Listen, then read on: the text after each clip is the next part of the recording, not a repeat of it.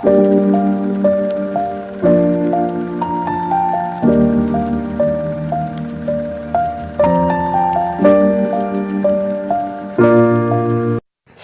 à tous, c'est la Furie du PK, donc bienvenue pour une nouvelle vidéo. Donc maintenant je vais faire une sorte de petite série qui va s'appeler Danger World. Donc dans chaque épisode, je vais comparer 5 espèces entre elles par rapport à un thème de départ qui vous sera très bientôt donné pour le premier épisode. Pour cela, je vais vous présenter les critères sur lesquels je vais noter les dinosaures. Donc taille sur 5, vitesse sur 5, prédateur proie sur 5, arme sur 5, danger sur 5 et adaptation sur 3.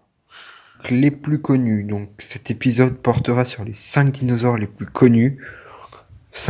En cinquième position, nous avons le Diplodocus, qui fait partie de la famille des Diplodocidae.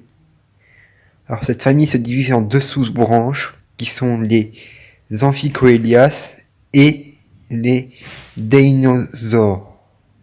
Donc le Diplodocus fait partie des Amphicoelias, tandis que le seul membre que l'on connaisse des Deinosaures est actuellement le Supersaurus, un des dinosaures les plus longs du monde. Donc un Diplodocus, ça fait environ 25 mètres de long pour une queue avoisinant les 12 mètres, soit la moitié de son corps. Cette queue lui permet, en moyen de défense, de fouetter ses adversaires, tels que des prédateurs que je vous montrerai juste après.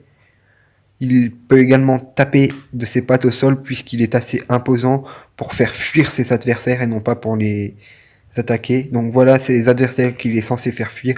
Le Torvosaure, le Saurophaganax,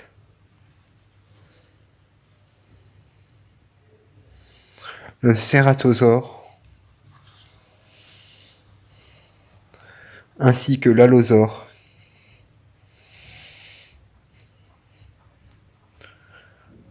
Le monde dans lequel vivait le Diplodocus était un monde gorgé d'arbres ainsi que de plaines désertiques. Donc deux Diplodocus se battaient souvent pour un territoire ou même pour une pousse de nourriture. Le plus fort des deux, soit celui qui criait le plus fort ou celui qui arrivait à repousser l'autre, gagnait ce qu'il cherchait. Donc je l'ai noté selon 5 critères. Le premier critère, c'est la taille. Il a 5 sur 5. La vitesse, vu qu'il est assez long, il a 2 sur 5. Les prédateurs sont plus petits que lui, du coup 2 sur 5. Danger 4 sur 5. Arme 3 sur 5. Et adaptation 2 sur 3. Quatrième dinosaure, le Stégosaure. Donc le Stégosaure fait partie de la famille des Stégosauridae.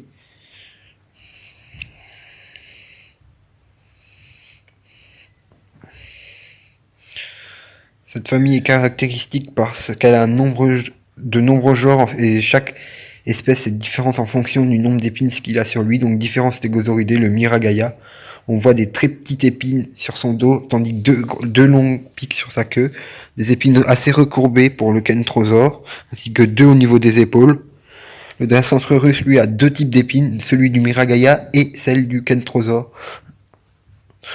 Enfin, le Stégosaure fait 9 mètres de long pour 4 mètres de haut et a des pics sur la queue de 60 cm. Il est censé faire fuir, comme le Diplodocus, le Torvosaure. Le Metriacanthosaure, qui est un dinosaure exclusivement européen. Saurophaganax. Le Ceratosaure. Et l'Allosaure également. Là, je vais vous montrer maintenant une petite vidéo de la défense d'un Stégosaure face à un Allosaure. Donc, comme vous voyez, ses épines et sa taille, l'avantage, le Stégosaure ne peut pas l'attaquer dans le dos. Il est soit obligé d'attaquer par derrière et donc avoir un coup de queue meurtrier, ou attaquer par devant comme il le fait là. Comme on voit, c'est aussi la force du groupe qui fait, puisque avec un puissant coup de queue, un autre membre des stégosaures est capable d'envoyer au tapis un allosaure et de le faire tangomiser, ce qui signifie qu'il va avoir du mal à se relever et qu'il ne pourra plus chasser pendant un moment. Cela m'amène à donc ces critères. Le stégosaure est une taille de 3 sur 5 pour une vitesse de 3 sur 5. Ses prédateurs sont souvent plus grands que lui. Il représente par contre un danger pour ce qui l'entoure puisqu'il est très possessif. Il a une arme de 3 sur 5 et une adaptation de 2. Enfin, le Vélociraptor, qui est le troisième dinosaure, fait partie de la famille des Dromaeosauridés, famille assez large contenant beaucoup de raptors tels que le Deinonychus, l'Unalongia,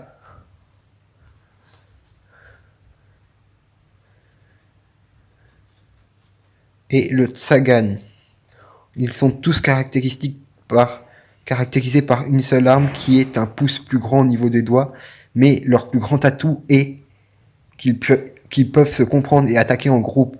C'est ce qui les avantage contre les grosses proies que je vous montrerai juste après. Donc là on a les Carnosaures, qui sont l'un des proies des Vélociraptors. Les Gallimimus,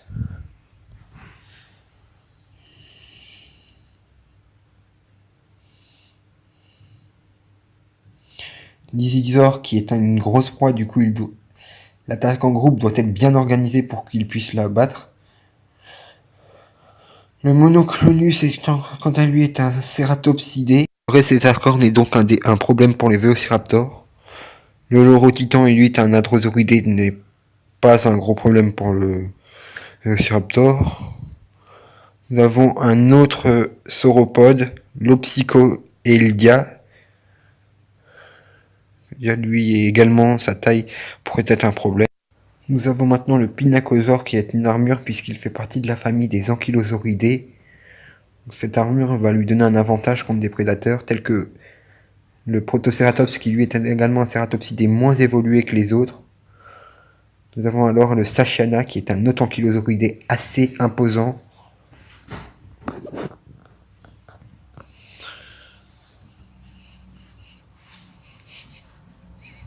Le Saurolophus est une proie facile, entre guillemets, pour le Vélociraptor.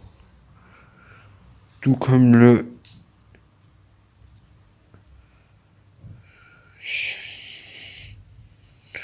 Champtogosaure, qui est lui-même un androsauridé. Plus de difficulté est montrée face au Talarurus ou encore à son proche cousin le Tarchia. Nous passons maintenant à un dinosaure un peu plus énigmatique en herbivore, qui est le Therizinosaure. On ne sait pas vraiment sa forme, on sait juste qu'il ressemblait peut-être à un poulet.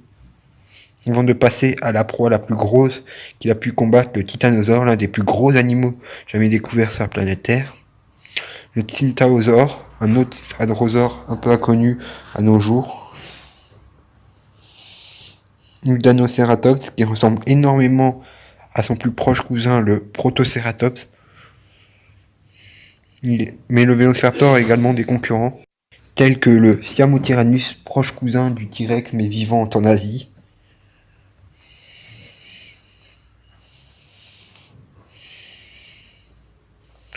Le Rajasaure.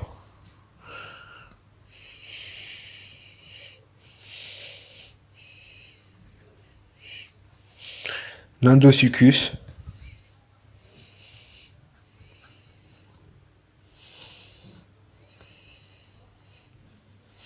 Le Tarbosaure, reconnaissable à une sorte de petit plumage, ou encore l'Alioramus, reconnaissable à une petite crête posée sur son museau.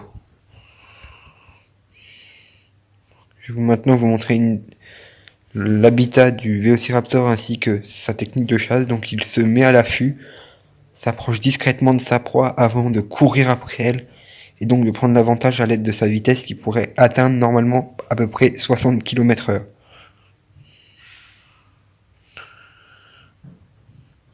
Donc le Vélociraptor a une taille de 2 pour une vitesse de 5, une proie de 5 puisqu'il s'attaque à des trucs bien plus gros que lui. Il représente un danger de 3 pour ce qui l'entoure, ce qui veut dire qu'il n'est pas tellement dangereux que ça. L'arme, il est très armé et totalement adapté à son milieu. Alors passons maintenant au Triceratops. Donc le Triceratops fait partie de la famille des Cératopsidés. Donc il y a plusieurs branches. Le Triceratops fait plutôt partie des Chasmosauridés, où l'on retrouve les membres tels que le Pachyrhinosaure,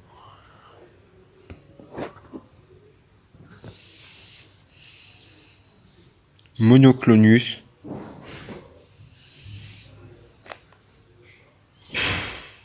ou encore Achelous. Le Triceratops est caractérisé par une collerette de 4 mètres de haut pouvant peser de 5 à 10 tonnes, mais également par des cônes pouvant atteindre plus de 2,50 m pour se défendre contre les prédateurs tels que les tyrannosaures, troodons,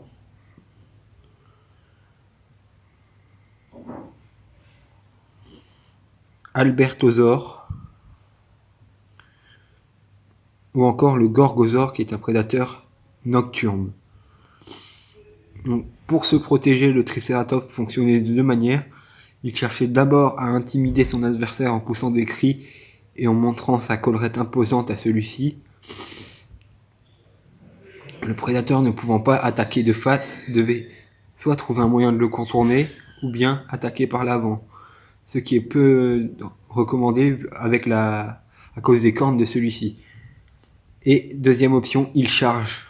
Donc le Triceratops a une taille de 3 pour une vitesse de 4/5.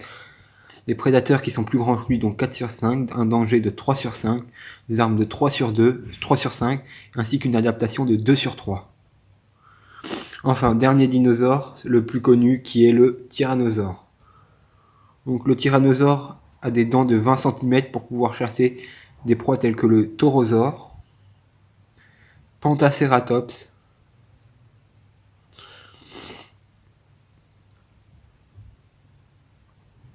Pachyrhinosaure,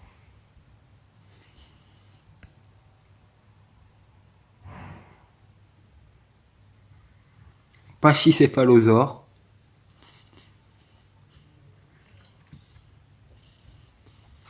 Euoplocéphalus,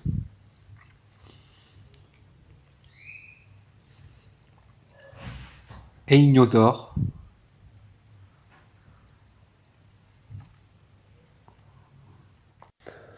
ensuite l'Edmontosaure, le plus grand hadrosauridé d'Amérique du Nord, pour enfin finir avec l'Edmontonia qui est lui fait partie de la famille des ankylosauridés mais est moins armé que ceux-ci. Diceratops, Brachylophosaure, Arinoceratops. À l'ère du Crétacé, on retrouve beaucoup de cératopsidés, c'est pour ça que le avait principalement comme nourriture de cette espèce. Encore un cératopsidé avec l'Anchyceratops,